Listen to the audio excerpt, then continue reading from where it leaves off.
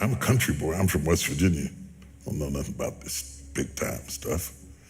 I never even asked to be big. I wanted to be effective, not famous. Famous is the consequences of being effective. I didn't know nothing about being famous and I didn't like it. And the first time I was in the Washington Post, the article was so vicious it made me nauseous. I was so shocked that you could say that stuff about somebody you didn't even know based on assumptions and a little bit of this and a little bit of that. They piece it all together and you don't get to say anything back. So I decided I don't want this. I was preaching for Pastor Bishop Donnie Mears, and nobody knew it because preachers can override their feelings and function.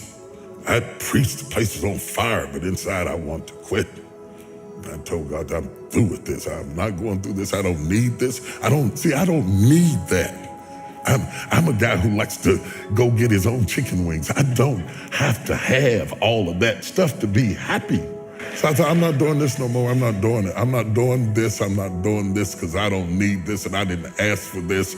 I'm only doing this because of what happened in my life, of the circumstances that happened in my life. He put me on stage. I didn't ask for it.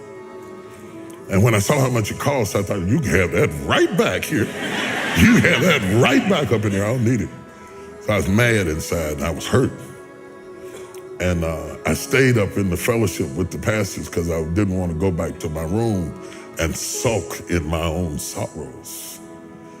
And they said, there's a lady downstairs waiting to see you. The service was over and the fellowship was over. The pastor was starting to leave. I was trying to outwait her. I thought she'd give up and leave.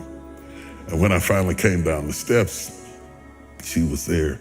And she was just a willowy bit of a woman. And she said, Bishop Jakes, she said, I've been in the hospital.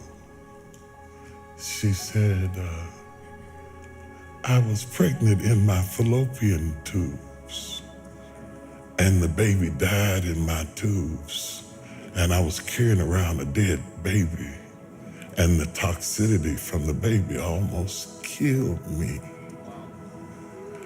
And she said, the only thing that kept me alive was hearing you preach.